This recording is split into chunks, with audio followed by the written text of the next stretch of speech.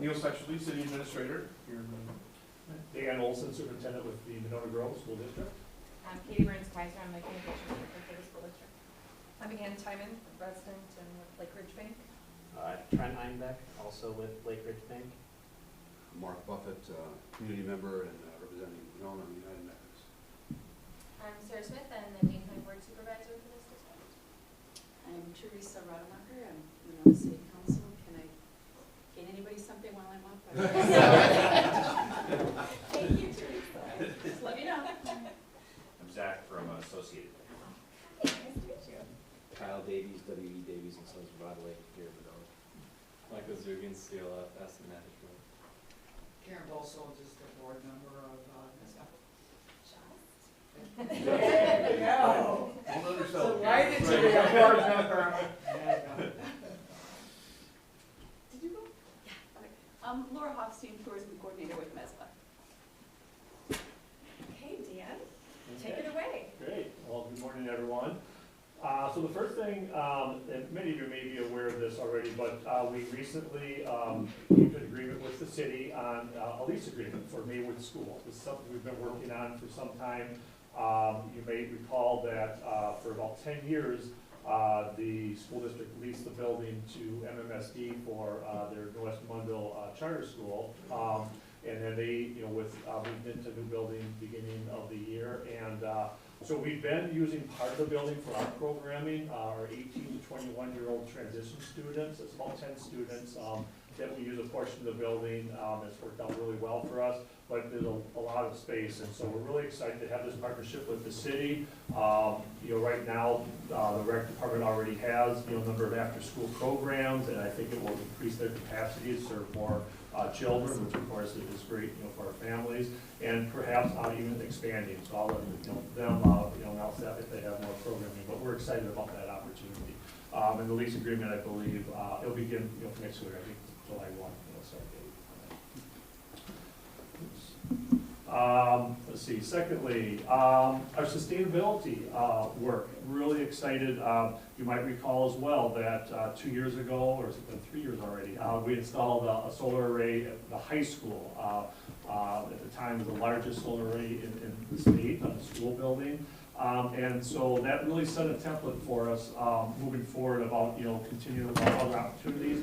And so really pleased that we're going to be able to begin work this summer at Granite Ridge School in Cottage Grove, our newest elementary school. And that's going to be a ground mount array, and which really we have a lot of space there.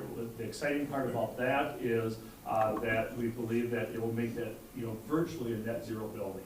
The amount of for the electrical use will be almost 100% in that phase. So we'll get started here this spring or summer with the goal of hopefully completion by fall. So. School board election. So of course with the spring election coming up on April 2nd, we have 4 candidates running for 3 open seats. All seats are at large, and so the 3 top vote-getters would be elected. We have 2 incumbents running, Eric Hartz and Philip Haven, and then 2 other candidates are Katie Moreau and Janice Stone. So after the election in April, then the new board members take their seats. I believe it's the 4th Monday in April. And then lastly, most of you know that I'll be retiring at the end of the school year, so my last day will be on June 30th. So the board is actively involved now in the search process for the next superintendent. They've hired a firm to help assist them in that search. And so there will be an opportunity before the board does any interviews to involve community stakeholders. There'll be focus groups, there'll be surveys to give an opportunity to get feedback about things that community members, stakeholders believe are important characteristics of the next superintendent, and then the board will use that as their criteria, right, in evaluating candidates. And so they hope to have as far as the communications, there'll be a lot of information coming out soon about those opportunities. Right now, the timeline and general process is all laid out on our website. There's a link right on our homepage that will take through that, but the timeline is that they expect to have an announcement by mid-April with the superintendent, and of course that'll give me an opportunity perhaps the last couple months in the transition, to recruit that person. So we're doing a great job in that process. Do you have a timeline on the drama Yeah, so, we don't have the exact date this can begin. The goal is to begin, late spring or for sure this summer, and then have it wrapped up by fall. So, one of the challenges that we ran into, with the roof, array at the high school, of course, while they're constructing, it's hard, right, when students are there and so on. And so we do have summer school at the building, and we feel very confident won't have any interruption at all, with that, so. And you said that at the time, the roof array was the largest in the state. Is that in the plan that it's been passed? Well, I'm not 100% 'Cause I haven't sure, kept up because on that I know that myself. there was a plan for another district that was going, and Yeah. I don't know if they actually completed it or not, I you don't know know? either, no. So I Yeah. wasn't, It'd be great if they We had. were you know, about to be outsized Yeah. by another district, so. Yeah. yeah, so I'm not, We'll have you have to, Yeah. I'm not sure if that's happening or not.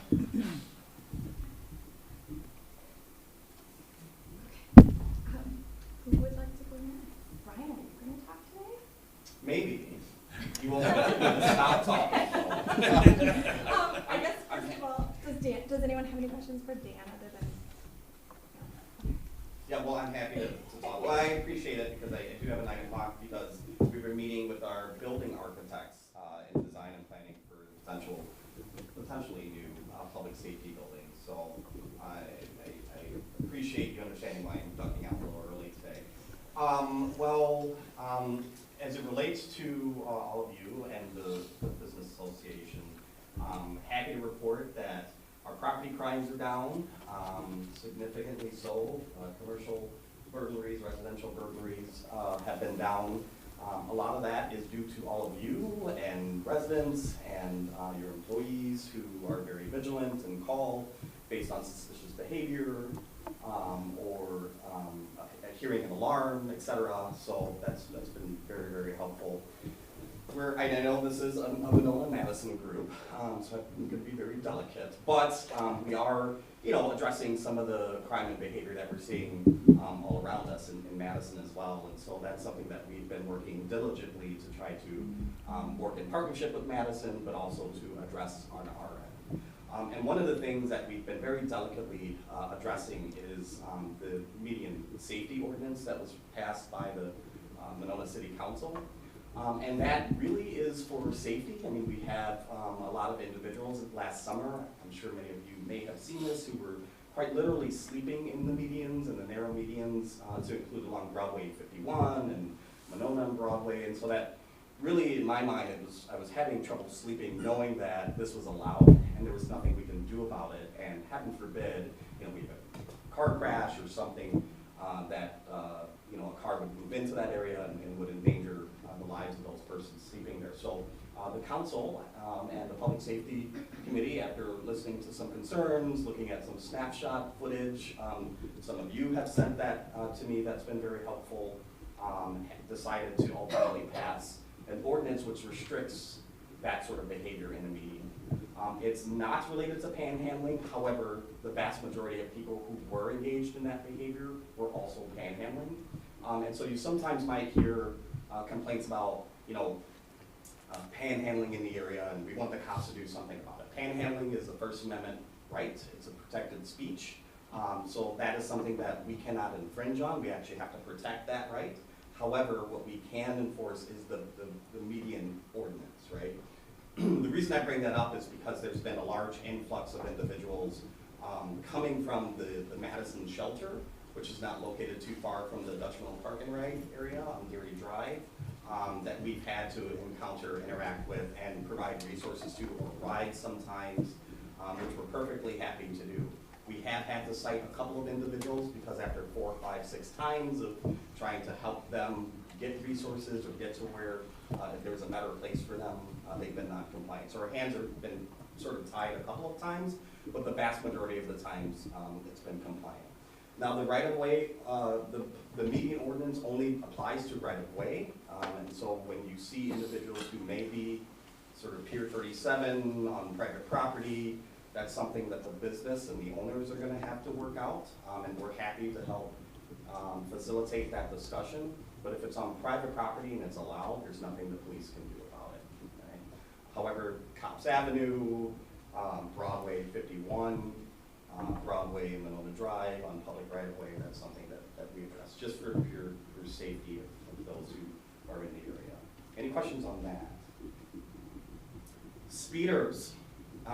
We've been addressing speeders. Something that's just frustrating for me and our staff. Our staff gets frustrated because they put in a lot of work and we participate in a lot of traffic grants. And so we're out there quite a bit. And I just have to keep them motivated and encouraged, saying, yes, we know there's only 21 of us. We're in a city of 8,800 people, but we're surrounded by the second largest city in the state and with 200,000 cars in the Beltline and people using Monona Drive and Winniqua's thoroughfares. But we, a couple days ago, I had somebody going 60 on Monona Drive. Yesterday, one of our officers had somebody going 70 on Monona Drive. So it is a problem that we have. And I've been really advocating and actually lobbying our state legislature, going there in person and talking to legislators about what we can do. Let's be creative here about what we can do to really discourage this behavior. I'm a carrot, not stick person, generally speaking, even though I'm a cop, and I do enforce the law. But I love voluntary compliance, and so I'm willing to be as creative as I can to make sure that we just, have people slow down, particularly our young persons. I was talking to the superintendent about a wonderful listening session that we had with residents in the Gordon Wallace neighborhood as it relates to high schoolers speeding up and down the streets and parking, blocking driveways, et cetera. And so I don't know, some of you might have experienced that in some of the businesses in and around where you are, but that's something that we're actively addressing as well and working with Mitch McGrath, the principal at the high school, and our school resource officer to help really get compliance and educate some of the young persons. And then lastly, I had a recent meeting with an individual who had a lot of questions about doing business in Monona, particularly as it relates to their CBD business and some concerns about the Monona Police Department. I'm happy to dispel any rumors that might be out there. I'm happy to have one-on-one conversations or group conversations. That meeting went so well that the individual has invited our officers to his other stores to meet his staff. So I think that we may not always agree, although I am pro legalization of marijuana, just for the record. I mean, it's out there. I'm one of the few chiefs in the state, but regulation and legalization. But I think that if there's a good exchange and there's good info sharing and we can dispel some rumors that might be out there. For example, no, we're not going to sit and watch who goes in and out of your CBD store.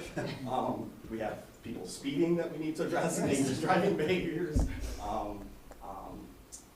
I'm happy to have meetings with your staff, or we have a community relations officer who I referred to earlier. He's happy to go and meet with your staff. That includes anything as relates to safety or personal safety, or any concerns that you might have about your businesses as it relates to infrastructure changes, or questions about any behaviors that are happening in and around your establishments. So, and I also have good working relationships still with Madison. So if you're on the Madison side of the aisle, please let me know. I can also help set you up with folks at Madison PD as well. Well, that's like a record for me. Any questions? Okay, thank you. Thanks for coming, Ryan. Thank you. I guess, Sarah, do you want to go next? Kind of go up and come down to Monona? Sure, yeah. All right, so I brought a bunch of my old blogs. That's what I decided to print out for this. But so I guess the first thing is I have a county board blog that I put up once a month. So check that out. I have business cards if you wanted to find our website, countyofdane.com, where you can find the blogs. I think a number of supervisors are doing that now. If you're maybe living somewhere else, if your business is in the MESBA area, but. So these are some of the things I put in a couple of recent blogs. I know the last time we met was right before the county officially passed our 2024 budget. So I just kind of wanted to go through a refresher of some of the quick items that we did approve in that budget, because at the time I was speaking hypothetically of what I presumed we were going to pass as a county. Yeah, so we did pass the 2024 county budget last year that did increase, have a levy increase of 13.6%. I've heard from a couple of constituents once they, are receiving property tax bills, and I know that city and school district friends hear about that as well, kind of how that breaks down. A lot of that was driven by debt service costs, but I'm always happy to speak with folks and explain the services that we're investing in and those other kind of necessary county services that we continue to provide and provide at a high level, where your tax dollars are going, if that's useful. I'm always happy to talk about that. And some of the investments in this budget in particular, there were a lot of important investments in healthcare, in conservation. I'm looking through, I think we talked about a couple of these last time, so I won't go in detail on many of these. The budget did include $10 million for the Dane County Conservation Fund. I point that out because you all might remember that we used the Conservation Fund to preserve San Damiano. That was where the county provided $2 million in funding from that fund in particular. And so glad to see we're refilling that to another $10 million level, so that we can continue to invest in important preservation of green space like we did with San Damiano. The budget also included a number of initiatives that continued the flood reduction efforts, so that we're kind of making county investments where we can. And I know, at least for me, the longer we go from the 2018 flood, it feels to me a little bit like a ticking time bomb of like when the next time it's going to happen is. It has to happen at some point. And with this kind of weird weather and rain on frozen ground, we're trying to do what we can from the county level, but obviously always happy to work too with municipal partners for any ideas or any sort of projects that the county can help support at the municipal level to make investments in flood reduction beyond what we're doing to improve the flow through the chain of lakes. One other thing I wanted to mention that we just had come up at County Board is related to our new landfill project. And it occurred to me, because I just heard from our lovely Alder last week asking questions about the status of the landfill. So I thought I should bring that up. Haven't talked about that in a while, and may have kind of fallen off many people's radar. So we are creating a new sustainability campus and a new landfill, and it has a pretty long, runway. It's not something that we're going to open tomorrow, but we did just, and I just forgot the name of the business, we did just contract with Purple Cow Organics on food waste and yard waste composting services. And so that program will start as a one-year pilot in late this year and then phase up to full volumes in 2024. And that's just kind of one of the first steps and one of the pieces to the puzzle of kind of the different elements that we're going to be bringing to the new sustainability campus at the new landfill. That will include, those opportunities for composting. We get, I think it's like, it's like a third of, I believe it's about a third of our landfill that's food waste right now. It's something wild. So we're trying to reduce that and kind of create a better and more sustainable system for where that food waste can go along with yard waste, and piece that out. So construction of some of the elements of the sustainability campus, there's going to be a waste education center, composting area, are proposed to start in 2025. So then kind of each of the pieces kind of coming online in a phased approach in the future years after that. And then also I wanted to touch on the jail consolidation project. That was another recent vote that we had at the county board.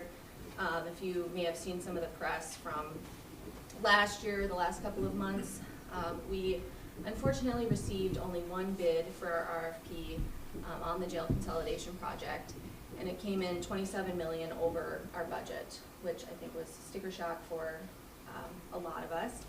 And there was a lot of conversation over the months from November and December among supervisors, among county staff, trying to determine the right approach here, if it was possible to go to another RFP and maybe see if we could get some other bidders. Or just kind of how the project could be maybe adjusted to fit within a budget that wasn't $27 million more. Ultimately, I think all of the supervisors would agree that reopening the project was not really something that most of us, the majority of us, were interested in doing in terms of reassessing the size or the scope of that. We've spent quite a lot of time getting to the point where we are on what we what we think we need as a county to have in this new jail consolidation project. And so that didn't seem like an option. After further conversations, I was really hoping that we could go for another RFP. Seemed to me like if we only get one bid, try again, see if we can get something else. And more conversations with our staff and, hearing from the experience that, Fitchburg has had recently in their bids for their project as well. There's a lot of construction happening in the state and nationally, and a lot of the firms that do this large volume or large type of work are booked. There wasn't a lot of interest in the market that we were, potentially could go back to RFP and have nobody bid, have, the same company bid again, but maybe even higher, so we did approve the additional funding. We were able, so it was $27 million over budget. Based on some interest gains, we were able to kind of reduce the amount that the budget, the county needed to additionally budget $22 million instead of the full $27 million. And we did approve that at the county board. So that was a couple of weeks ago. And hopefully I don't have the jail project at every single one of these coming up. I'm sure we'll have other updates, but that's, I think, felt to many of us like really that kind of final piece we needed now that we've accepted that RFP and put the funding in place to make that possible to get that jail project complete. And I think that was really it. I had a couple of kind of upcoming resolutions that we have at the committee that I'm a part of, the Environment, Ag, and Natural Resources Committee. And one of them just was, it's kind of a big deal to those of us that are nerds about the county parks, is the implementing a master plan for Indian Lake County Park. So if any of you are, go utilize that park, it's one of my dog's favorites. There has not been a formal master plan in place for that park. We typically have that for all of the county parks, a plan for the future in a sense of maybe future development or projects like pavilions or walking trails or things that we might need to have. And so we are having a hearing at the EDGER committee tomorrow night on the new master plan for Indian Lake County Park, which is exciting to us. It's, obviously it's a huge park. If you've ever been there, it's the largest recreation area in Dane County. It's like 800 acres or just under. So it was a big undertaking by our staff, and excited to see what that master plan can look like so that county park can be shiny and new in the future if we need to make any changes to it. So, yeah. So are there questions? Not much going on. Not a lot going on. Sarah, what is Purple Cows, what are they doing for the composting project? Like, are they educating the public, or are they in charge of the composting project themselves? Yeah, so they're doing the composting. So it would be a smaller pilot project and then full volume in 2025. And I think it's maybe to get a scope of, what that full volume would look like in terms of the amount of compostable waste that the county may be producing.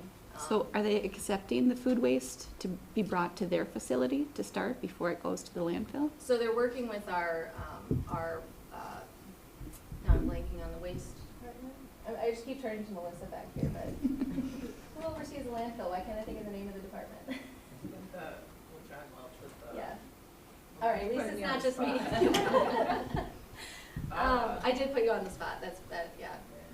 That department that oversees waste, they're working with them on, at the current facility, because we have, the current landfill is still in operation, so it's not, that's going to also be closed down in a phased way. So the existing landfill will kind of be able to house these new initiatives until they are moved to the new sustainability campus at the new landfill, where we will then be transferring eventually all operations in a phased way. So. Waste and renewables. Waste and renewables. The Purple Cow's great. They have that huge, just between Madison and McFarland, they have a huge area where they are currently composting, and they're OMRI certified, and one's organic label person. Yeah, I can buy stuff from them for years. Great, yeah. Yeah, that's one of the kind of goals of the sustainability campus, is to use it as an opportunity to invest in and support sustainable business operations. So that's one of the kind of unique components of it is also having business space for maybe new startups that are, researching different ways to use, the gassing off of waste or looking at how algae could more quickly break down or, all those sorts of type, startup companies, but also investing in existing companies in the area that can kind of make it as a cohesive system and it's countywide. And so it's an exciting first step. Was there a breakdown of the food waste? That I did. percentage was huge to me. I did just read. Commercial versus individuals, that kind of thing? I don't have commercial versus individual, but I did see in my blog post that I wrote the numbers. So the new compost program will be able to accept up to roughly 22,000 tons of leaf, brush, and yard waste, and up to 1.2 million pounds of food waste per year. And then Dane County will expand these volumes as the program participation grows beyond 2025. So it didn't have a breakdown of where they're coming from necessarily, but it's a significant volume of material certainly. That would be interesting to see if there's any of the, foods going from restaurants that could be repurposed to go to some of the shelters and some of the other places in the county versus going into the waste system. Yeah. That there are programs that are working on that too. I just Googled, so in 2020, an estimated 615,500 tons of wasted food and 238,500 tons of food scraps were disposed of in Wisconsin landfills. So keeping this amount out of landfills saves the equivalent in greenhouse gas emissions as taking 592,035 passenger vehicles off the road for a year. So anything that we can do. Significant impact, yeah. And in particular with food waste, methane is like 18 times more harmful than greenhouse gas. Yeah, it's bad. But just you talked about being a parks nerd, so a landfill nerd. Years ago, I took a group of kids from the elementary school on a field trip to the landfill, and I will never forget that the tour guide said that every single day, 6 tons of waste are brought in. 6 tons on Monday, 6 tons on Tuesday. It's like, it's overwhelming. 12,000. Huh? 12,000 pounds. Yeah. It's crazy. I can see that. It's crazy. Well, and I don't need to keep talking about the landfill, but there's also going to be a mattress recycler there. And La Crosse County has a mattress recycler, but that's the only place otherwise in the county that has that. And I couldn't believe that, and I didn't write that down, the number of mattresses, but it's in the thousands of the number of mattresses they have piled up. I never think of that. I don't go through mattresses that often, but apparently the county does. So there's going to be a permanent contract with a mattress recycler where they take all of the pieces apart individually and can reuse each element. So. Well, depending on the type of mattress, but the Reynolds recycling up there, if it's a foam or like memory foam, they take that and they repurpose that. And it's very close. They also take styrofoam. Yeah. They got the. I've got a question, if you don't mind, around the whole composting and just curious and you probably have this in your blog, or educating not only businesses but residents. Yeah. Because it can stop right there at the resident's door, right? If they just realize, like when we switched and just became a lot more conscious about what was going in the trash versus what was going in our compost bed. Yeah. Even with leaves, I no longer rake the leaves to the curb. I use those leaves, just, they're a great compost. Yeah. So there's a lot of ways you can, residents as well as businesses, before it even gets to the point that it's going in a bin or getting out the lawn. So what kind of education programs does the county have? I know what the city has, but there's always ways to step that up. As far as just informing. Yeah. Well, and as you're saying, I wonder if, I don't know if there's much of an existing partnership between our Office of Energy and Climate Change, but I wonder if there is maybe an opportunity, because that's really a lot of what they do is this outreach and education and working with businesses and communities in the county and even groups of members of the public. I wonder if there's maybe an opportunity there because, yeah, I think that they do some outreach and they certainly host public tours, but Yeah, you have to kind of yeah. have the interest to invite Yeah. them or to invite yourself to go on a tour. There's a name of it. There is going to be a waste education center, at the sustainability campus, and that's one of the pieces that'll be proposed to start in 2025. So there is a specific element of this project for that. Is that Sujata? Is she overseeing that? Do you know? She's a environmental engineer. She left to Texas. Oh, no. Yeah. Oh. We're looking at hiring. Oh, man, that's. I know, she was amazing. Wow, no, she did. God darn it. Yeah. Because she, actually, we had the Earth Day Every Day event at our church, and we had the, Trash lab? yeah, the trash lab there, and then she asked us about, we have a huge community garden, and we've got a couple of master gardeners that are expert composters, and we've got a system back there, and she asked us if we'd be willing to think about being a compost drop-off site for community members. That's something we're still considering. You know, there's a lot of moving parts. Yeah, yeah. But those kinds of things about asking community, you know, spaces that could have composting available. Oh man, when did she leave? I think this summer. Yeah. I don't know time anymore. All so- right. Oh, man. Well, she was the creator of that. Yeah, yeah, sweet, because that's because the county put in $10,000 Yeah, as a composting grant, Yeah. and she just took it to the next level. right, When she did amazing work. yeah. Well, hopefully that will work. We'll just continue. Mark, are you in charge of the community gardens at San Damiano along the road there? No. Okay. Is the park? It's That's- actually, there's actually some Ho-Chunk volunteers actually who Oh, most of cool. that garden, actually. And the US gets rid of 18.2 million mattresses every year. Yeah. Where are these coming from? I thought, No, I haven't gotten a Upgraded. new mattress forever. no. No. Yeah, hotels? Maybe I was just gonna say hotels or. Oh, maybe that's a Maybe big college one. dormitories. I don't Yeah. know. Yeah, renters, it doesn't Renters, matter yeah. where you, Yeah. when there's a turnover, you'll see Yeah. mattresses Yeah. and sofas and stuff piled next to the apartment complex. Especially if you can just get one delivered to your next place. Yeah. In the mail now. Do you mind, are you finished? 'Cause I don't, I mean. No, you have- keep going. You have more to talk? If it's all right if I could jump in.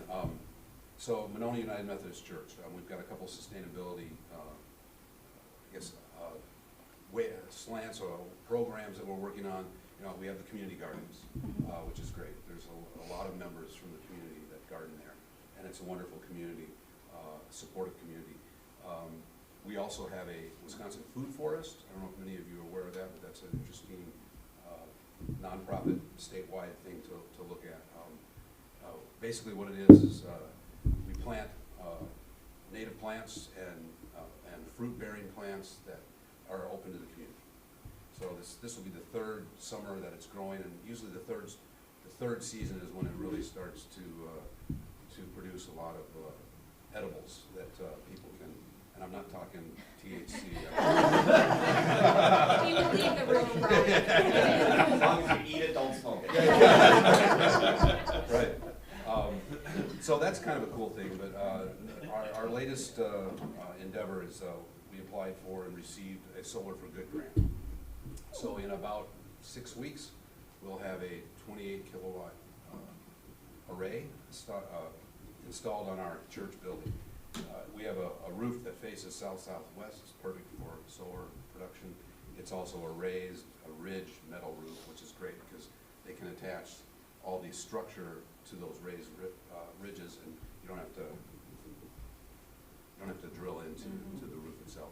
So that'll be cool. That'll cover roughly 95 to 98% of our electrical use because of net metering with MG&E. So that's an exciting thing, and we'll be doing some press releases around that. Also having open houses and inviting the community come and see and learn about solar. I have a vision of having a saying or a sign say, powered by the sun, Jesus, and the Sun, S-U-N. So, I don't know, we'll see how that comes about. Will you have like a picture of Jesus next to this? Yeah, maybe. The sun's glowing behind him. Yeah, the sun, oh, Laura, the sun, okay, thank you, oh my God. That's a good one. Yeah. What's the timeline? Early March, Early I March. think is installation. Yeah. Pretty cool. Yeah. One other thing, we, 6 months ago, started a monthly community meal. It's open to everyone and anyone. It's been a lot of fun. It's the 4th Thursday of the month, evening, except this month, of course. It's gonna be the 5th month. But anyhow, we post signs and social media and that kind of stuff. Seed money came from the Madison Community Foundation, but we also have community support as well as parishioners that are contributing to it coming in. But it's been fun to see different elements of our community that are able to gather there and share a meal and enjoy each other's company. So Do you need volunteers to help with that, or just? right now we're pretty good, but don't hesitate to, you can reach out to the church, or I've got a card if you're interested in volunteering. Yeah, always welcome, and I could pass that on to the committee. Thank you. Exciting news. Anyone else have anything on sustainability while we're on the topic? No? No? Okay. Neil, Doug, you guys want to buy for who goes next? Sure, I'll start off. Mayor O'Connor sends her best. She's feeling a little under the weather, so I'm pinch hitting today. So, yeah, reminder, again, spring election coming up February 20th, primary, council election. We have 7 individuals running for 3 spots for city council. Reminder that in-person absentee voting is open starting yesterday through February 16th. Regular office hours 8 to 5. So stop on in and vote. Municipal judge, we actually have 1 registered write-in candidate at this point. Always a possibility of another one, but since Judge Finley is filed his non-candidacy, no one filed for the position officially, but now, since that deadline is passed, we do have 1 write-in candidate who was announced. So that will not be on the primary, the municipal judge position, but will be on the regular April election. Just a couple notes on the Maywood School Agreement, a couple notes here. Cities that essentially will add 40 to 50 additional students in the after-school program, add an additional 4K wraparound program, and will serve as the summer camp program site for Parks and Rec. So pretty big deal. The agreement is for 5 years, and actually from the city and taxpayer standpoint, it's essentially a revenue neutral. The fees from those programs will actually pay for that lease program, so there is no tax impact of that program. So pretty excited about that. We think it's a huge need, and it's going to really help expand some of the programs we have there. Quick San Damiano update. Folks, there was a public information meeting this past January, presenting, kind of trying to wrap up the actual fund based on the new feedback we got on the plan document. That meeting, going to be sending that over to our Parks and Rec board as well as our Landmarks board for comment, and then before taking that to the city council here, hopefully either I think early in March is the intention to get that moving forward. Residents may have received a postcard regarding the post office here in Winona, if you guys have seen that, causing a large amount of consternation in the community about the post office potentially moving. It is a standard thing that they have to do when their lease is coming up and being renewed. The building owner has assured us that they actually have an agreement on the lease, and it is in process of being signed. Shocker there, it actually takes several weeks for the post office to take that process to approve. But so we have been assured that location is not moving at this point. A couple of other short items. Tourism Commission approved about $130,000 of tourism grants here this last round. One thing we did new too, we've also updated our contract with MESBA as our tourism entity. We're shifting a lot of their grant requests into their actual contract to be our tourism entity, which just seemed to be a logical move for us to do. The next round of applications is due on April 1st, so if you have an event or anything that you think has an impact on overnight stays, let us know. We'd like to help out. We had city had an RFP for our assessment services. I know everybody's favorite topic. We did receive 1 proposal from the same firm we've had before. We've had several comments in the public of not quite being satisfied with their assessment process for a variety of reasons. Just a reminder to make sure to pay attention. Go to Open Book. If you have a question on a property, let the city know, let the city clerk know, let our office know. They will look into it if they are notified and they are raised, if an issue is raised on that. Most of the time, that's usually a complaint on, my assessment's too high, what do I do about it? I noticed an interesting experience for me, because most of it's, they don't complain if theirs is too high, they complain if their neighbor's too low. So it's been kind of an interesting switch on that a little bit. So obviously some folks are very, a little nervous about doing that and not feeling comfortable with doing that. But if you wish to do that, go to the website, you can submit something anonymously. We do encourage you to reach out and certainly let us know if there's a particular issue that you have in your neighborhood, or you have questions on that. Staff is continuing to try to implement our short-term rentals ordinance. We have essentially had some, I won't say hiccups, but some things we wanted, staff requested that we're going to go back and take a look at in terms of implementing process, how to make that work. We've got about, I think we've, go ahead, Doug, around 40 short-term rentals, we think, in the community. We've received permit applications for about half of those. We're going to be reaching out to the other folks, since we know we can track those individuals who have not submitted a permit application, and be reaching out to them. So right now, it's just, there's a few things procedurally we need to be able to do to make sure that we're actually implementing it impartially and fairly as we go forward. Chief mentioned the Civic Center design update, because we have a meeting here in a little bit. We are meeting with Bray Architects about every other week. They're in the process of kind of verifying the space needs from the 3 main departments who are involved in the study. Currently collecting all the base data, so like our land survey information, environmental testing on the building, soil borings on the site, all of that kind of prep work that's required to expand that facility. So we're going to hopefully get that done. Kind of the neat thing that they've done, and I think they've done this for school districts as well, they will actually come in and do a 3-dimensional scan of every room inside of City Hall. So they actually have a 3D digital model of every room inside of our building. So they put that all together, they can literally fire up a meeting and walk through the building on their computer. So it's all to scale, so it helps them do measurements, it helps them remember, hey, so exactly where was that door in that room that we needed? And they can actually fire it up, rather than come back to City Hall or call somebody, they can actually just fire it up on their computer and take a look at it. Pretty neat technology. So we are proceeding and moving forward on that as we go. So still very much in the very front end preliminary design at this point. Quick referendum update. City Council is currently reviewing our projected cost to continue estimates presented by staff, as well as some staff requests for new positions. I saw the City Council meeting the other night. We went for 2.5 hours, I think, Alder, was it the other night, of conversation. It was a nice long meeting, but it was certainly a lot of good conversation, good questions in terms of kind of where we think we might need to go on that, so we'll recommend checking that out.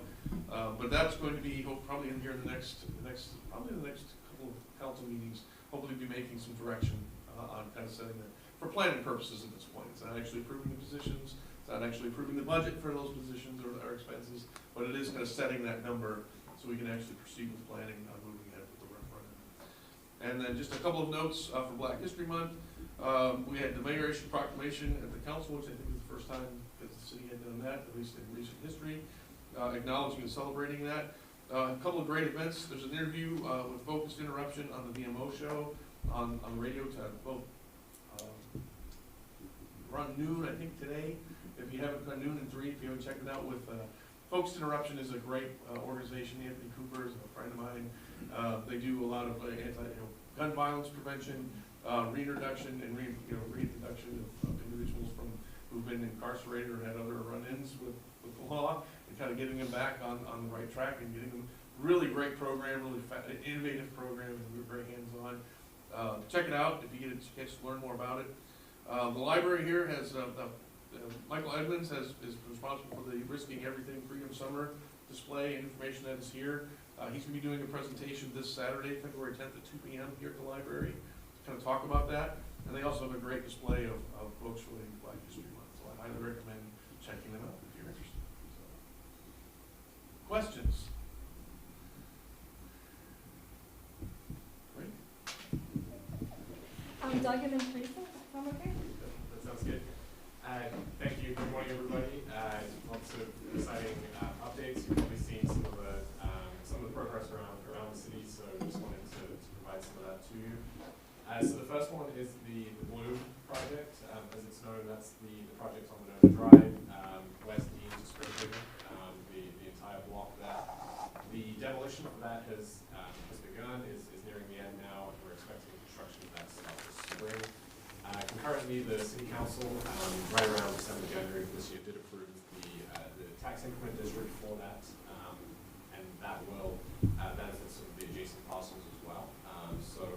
that's included, and just as a reminder, this is a 98-unit development, but would also include around 7,500 square feet of commercial space, including the BMO Bank is going to sort of anchor that as well. So expecting that to deliver right around sort of mid-2025.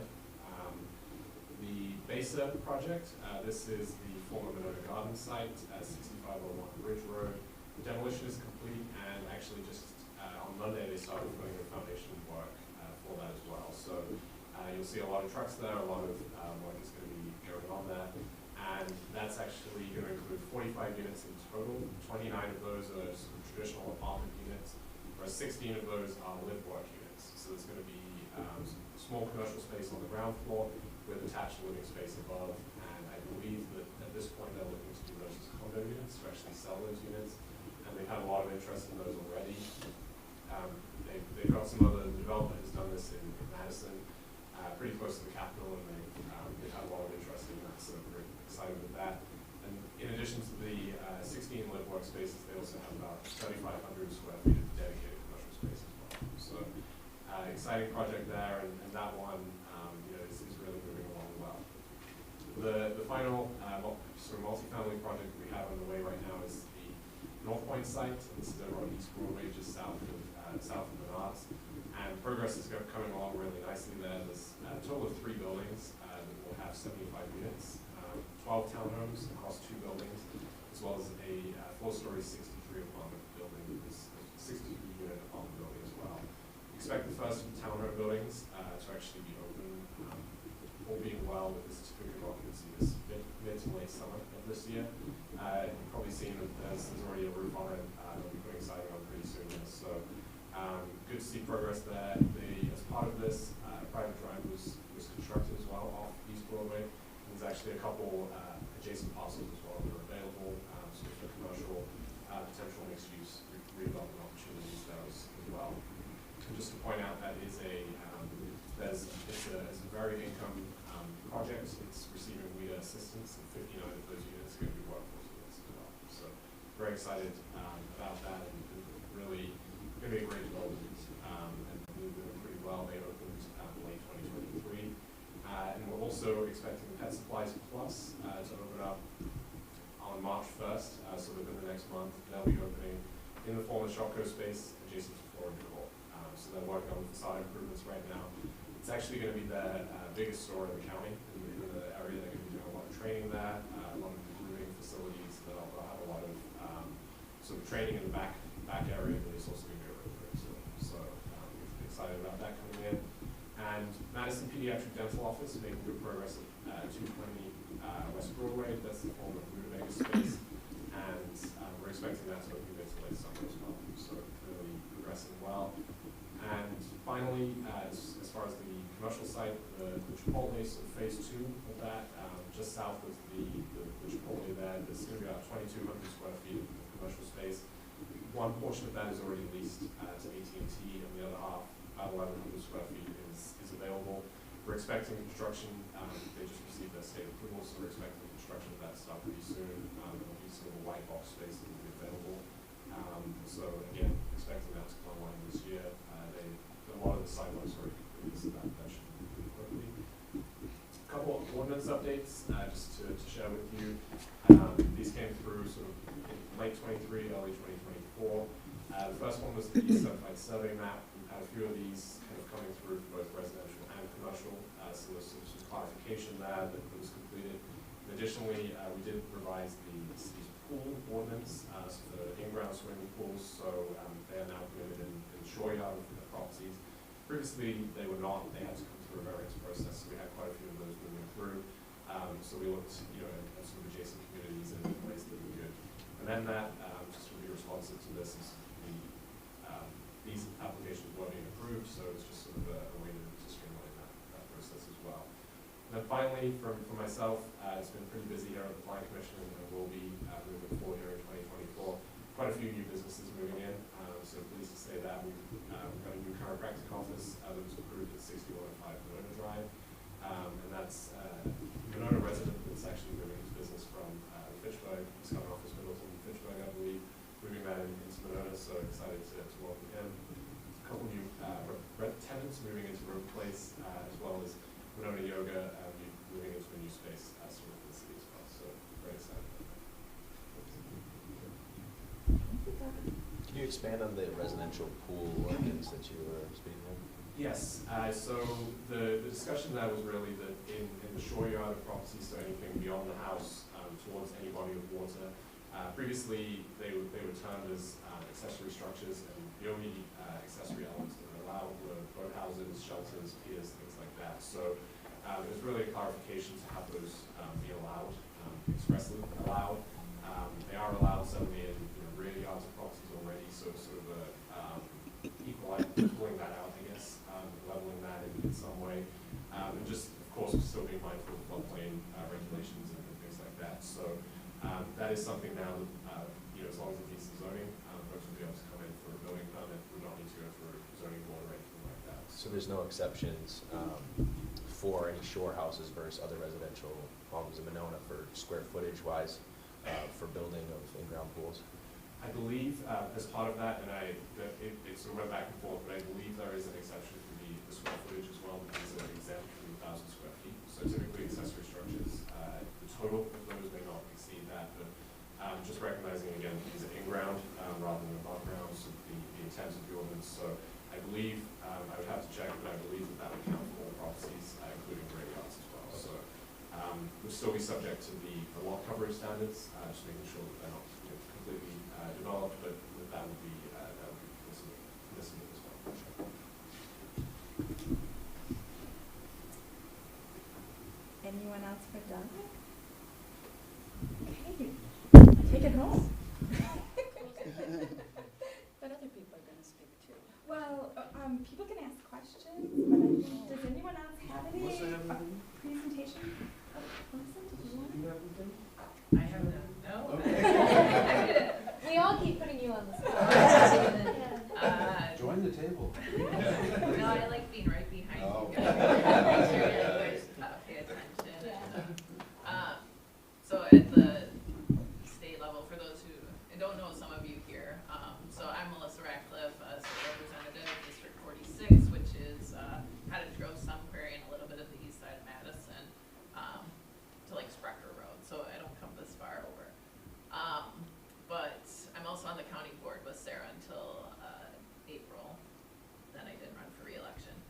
So I joined MESBA though to just learn more about the community. I'm running for state senate, so theoretically, depending on what the maps do, this might be part of my district. But my kids also go to Winona Grove High School, or one still does, the other one doesn't anymore because he graduated.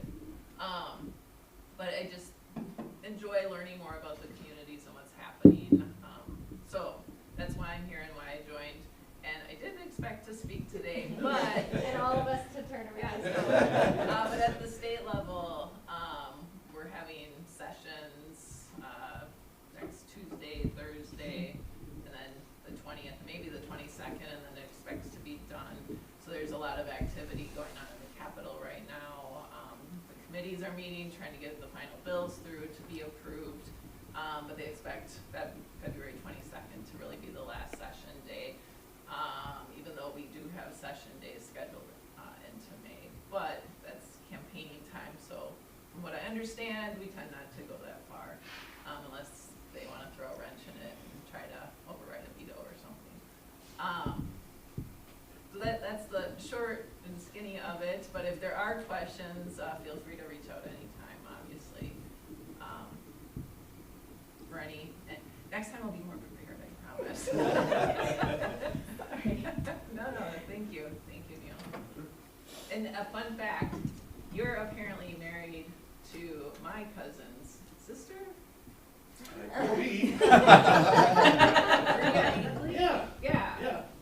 Well, yeah, my wife's So my daughter. cousin's married to her, and Oh, that's funny. yeah. You're practically your It is a family. little I Long lost It's a cousin. small That is a small piece of time. Yeah, exactly. Next year you can go to Neil's house for Thanksgiving. Yeah.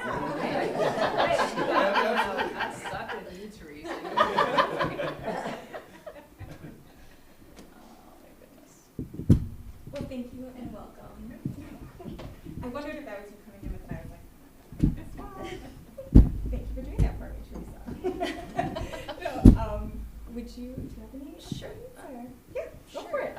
Well, thank you for inviting me. I should just come more often, period. I guess I Yeah. don't think about, anyway, thank you. I'm really happy to be here.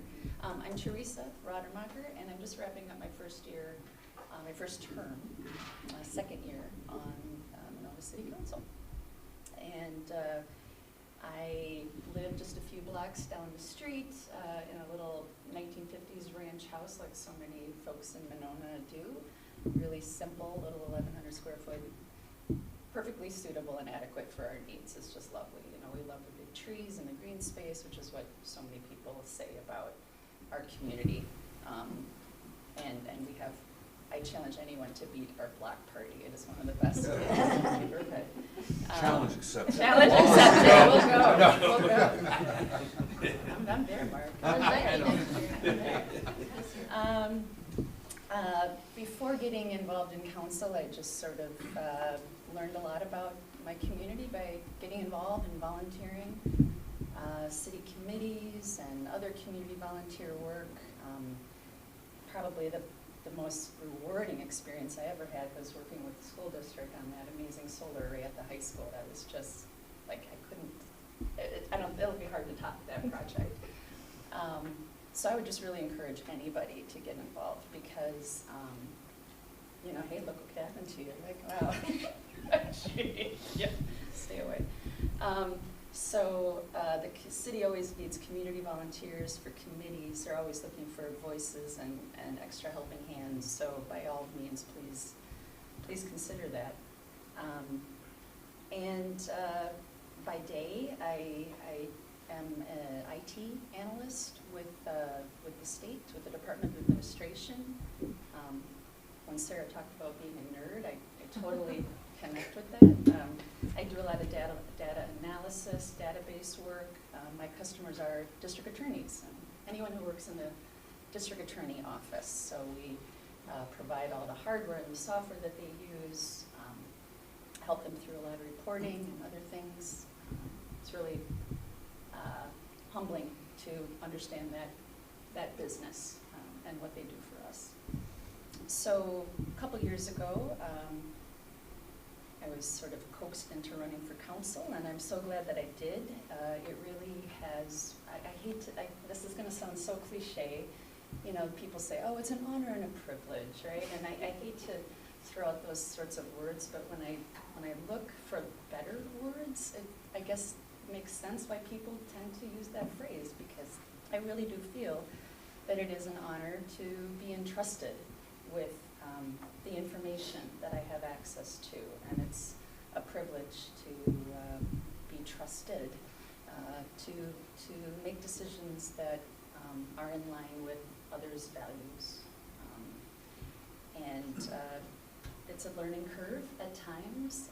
Before the meeting started, there was a question here about, like, tell me really, how many hours a week do you put into this job? I'm like, it can be a lot, and I won't lie. I mean, there are certainly a few times where I would have much preferred to be out listening to a band on a Saturday night, but the council packet is 125 pages long, and I need to get through it so that I show up on Monday prepared, right? So We're it's trying to make them shorter, all right? sure.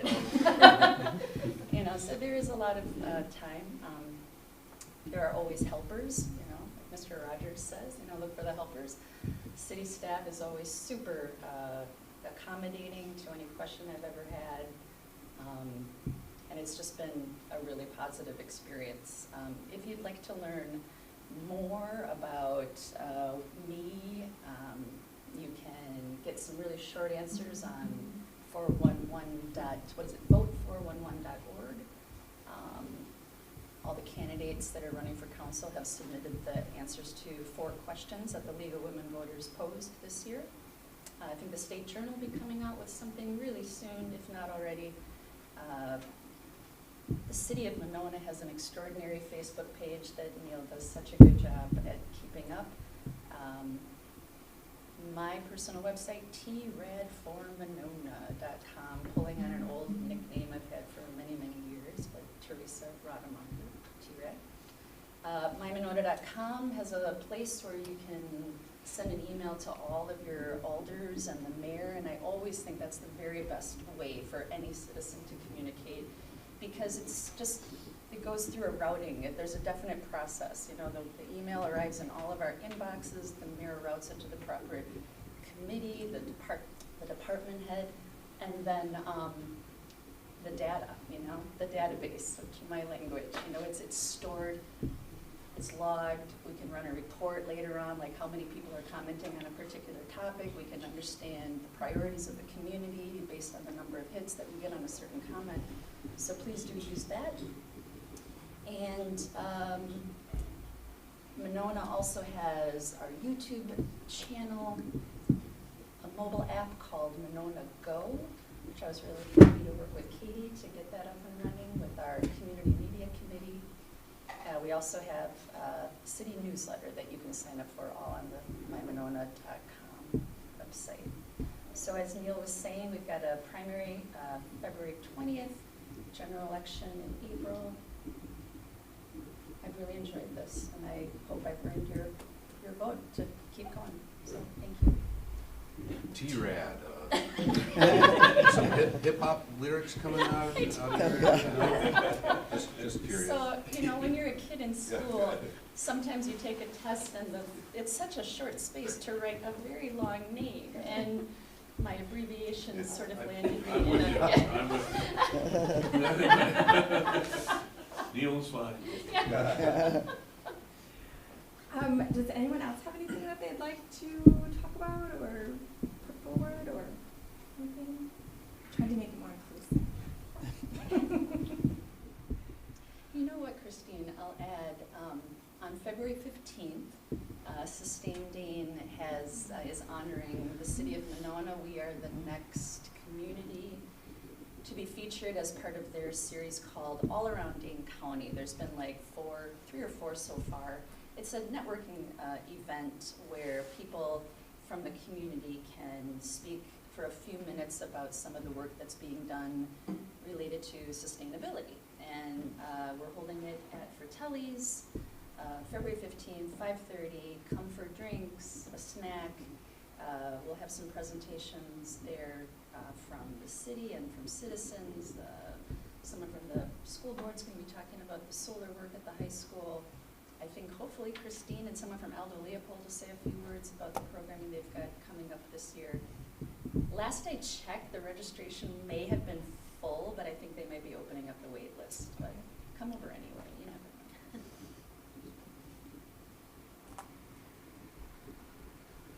Yeah, I hadn't publicized that because the wait list was closed. Yeah, and I right, told them, right, so. yeah. Okay. Are we going to discuss upcoming events? As you can see, we have a few upcoming events going on. Our big one is our self-discovery weekend, the 16th through the 18th. If anyone would like to get involved, we have ways that businesses can get involved. We have a lot of volunteer opportunities. Basically, it's nothing difficult. It's just helping the host check people in. And then you can participate if you want to. Michael's gonna do one. I think just Michael right here. But so yes, we're still looking for volunteers. We have it covered. We have 18 different workshops that day. Plus, we're gonna have a couple happy hours. Yeah, happy hours. The Dean House is opening up on Saturday for afternoon tea and coffee. For those who don't like tea, breakfast. Amber Smeaner is going to give us kind of a kickoff presentation, discovering your authentic self during our Saturday breakfast event, and then pretty much full day until like 7, 8 o'clock that night. So, yeah. Let us know if you have any questions. Here's a volunteer sheet if you want to sign up. Here's more information on how you can get involved as far as businesses are concerned. Just really quickly, also, we are coming up against the deadline for our Monona area guide. I've been talking to a few people, but if you want to, all members are included in the guide for free. It's part of your membership benefit. But if you want to add a larger ad or do some sort of a shout out or something like that, let us know. We need that stuff by the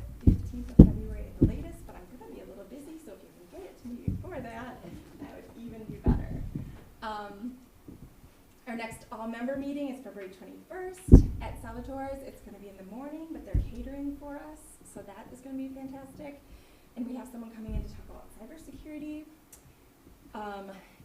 Since it's a leap year, we're doing a leap into networking on the 22nd, and that's with the Better Business Bureau and with Wisconsin Veterans Chamber, so it'll be like a 3-chamber mixer.